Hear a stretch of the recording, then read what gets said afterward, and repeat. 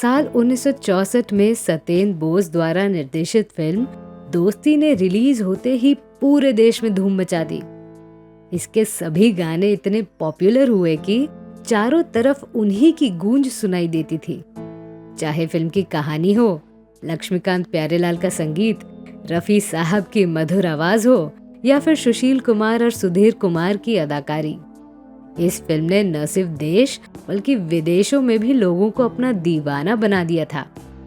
ये फिल्म चौथे Moscow international film festival में भी शामिल हुई थी और सबसे बड़ी बात, उस जमाने में भी 2 करोड़ का बॉक्स ऑफिस कलेक्शन किया था। फिल्म की रिलीज के साथ ही दोनों सितारे सुशील कुमार और सुधीर कुमार रातों रात स्टार बन गए। पर ऐसा क्या हुआ कि इतनी बड़ी ब्लॉकबस्टर फिल्म देने वाले दोनों स्टार्स उसके बाद किसी और फिल्म में नजर नहीं आए? आखिर कहां गुम हो गए ये दोनों सितारे? आपको जानकर हैरानी होगी कि जब दोनों सितारे इस फिल्म के बाद किसी और फिल्म में नजर नहीं आए तो एक खबर आग की तरह पूरे देश में फैल गई कि दोनों ही स्टार्स की एक कार एक्सीडेंट में मौत हो गई और इसके पीछे नाम लगाया गया मशहूर अभिनेता दिलीप कुमार का। जबकि आपको बता दें कि ये एक महज अफवाह थी। ना ही दोनों सितारों की मौत हुई और ना ही इसके पीछे दिलीप कुमार का कोई हाथ था। ये फिल्म कितनी बेहतरीन है इसका अंदाजा इससे लगाया जा सकता है कि इस फिल्म को उस साल का national award for best picture film in Hindi का अवार्ड मिला। इसके अलावा फिल्म को 1965 में फिल्म फेयर के best film, best story, best dialogue, best music direction जैसे अवार्ड्स मिले। फिल्म में 6 गाने थे, जिनमें से 5 मोहम्मद रफ़ी और 1 लता मंगेशकर ने गाया था।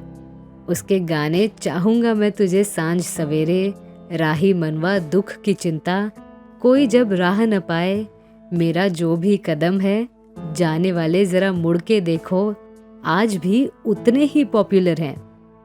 इस फिल्म के बाद दोनों ही कलाकारों के साथ क्या हुआ ये जानने से पहले हमें ये जान लेना चाहिए कि उससे पहले उनकी जिंदगी में क्या हुआ था। यहाँ हम आपको उन दोनों की जिंदगी से जुड़े कुछ पहलुओं के बारे में बताते हैं। फिल्म में बैसाखी का सहारा लिए रामनाथ का किरदार निभाने वाले सुशील कुमार का जन्म 4 जुलाई 1945 को कराची में हुआ था। उनका असली नाम सुशील बेलानी था। उनके जन्म के 2.5 साल बाद ही देश का बंटवारा हुआ और वो परिवार समेत गुजरात आ गए। बचपन में वो काफी रईस थे, पर उनका परिवार का बिजनेस कुछ खास नहीं चला तो वो लोग मुंबई आ गए। मुंबई में उनके दादाजी को बिजनेस में बहुत बड़ा नुकसान हुआ और वो दिवालिया हो गए। इस सदमे में पिता और दादा दोनों की मृत्यु हो गई और सुशील कुमार की मां उन्हें और उनके 2 भाई बहनों को लेकर उनकी मौसी जो मुंबई के चेंबूर इलाके में रहती थी वहां ले गई। वहां उन्होंने अपनी पढ़ाई जारी रखी। परिवार की तंगहाली से बचने के लिए उनकी मां ने उन्हें फिल्मों में काम करने भेज दिया। शुरू में उन्होंने 1-2 सिंधी फिल्मों में काम किया। कई फिल्मों में उन्होंने बतौर चाइल्ड आर्टिस्ट काम किया। उन्होंने काला बाजार, धूल का फूल, दिल भी तेरा हम भी तेरे, फिर सुबह होगी, श्रीमान सत्यवादी, संपूर्ण रामायण और फूल बने अंगारे में काम किया। फिर उन्हें मिली फिल्म दोस्ती, जिसमें उनकी सफलता ने आसमान की बुलंदियां छू ली।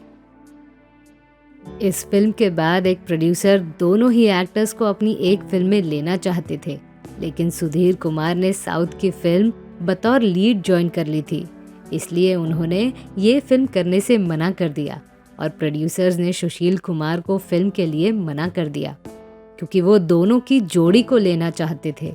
इसके बाद सुशील कुमार ने जय हिंद कॉलेज से ग्रेजुएशन की पढ़ाई पूरी की और एयर इंडिया में नौकरी करने लगे।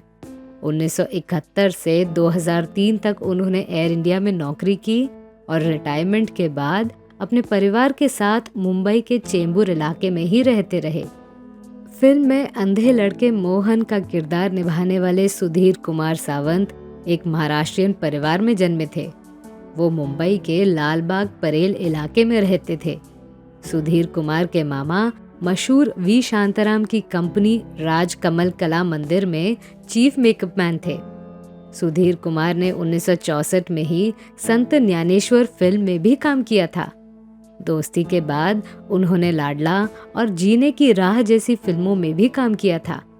उन्होंने जानकी, अन्नपूर्णा और सुदर्शन, चीरानी जैसी मराठी फिल्मों में भी काम किया था। इसके बाद उनका फिल्मी करियर लगभग समाप्त हो गया और उन्होंने शादी करके घर बसा लिया। सुधीर सावंत के बारे में आज भी कई सोशल मीडिया प्लेटफॉर्म्स पर ये अफवाह है कि 1993 में चिकन खाते वक्त उनके गले में हड्डी अटक गई और मुंबई में 93 के दंगों के कारण लगे कर्फ्यू के कारण उन्हें तुरंत इलाज नहीं मिल पाया, जिससे उनका घाव बढ़ता गया और टाटा अस्पताल में भर्ती करने के कुछ दिनों बाद ही उनका देहांत हो गया। ये पूरी तरह से गलत है। सुधीर कुमार की छोटी बहन ने खुद सोशल मीडिया के जरिए सबको बताया कि 1993 में उनका निधन कैंसर के कारण हुआ था। चिकन बोन वाली कहानी पूरी तरह से गलत है।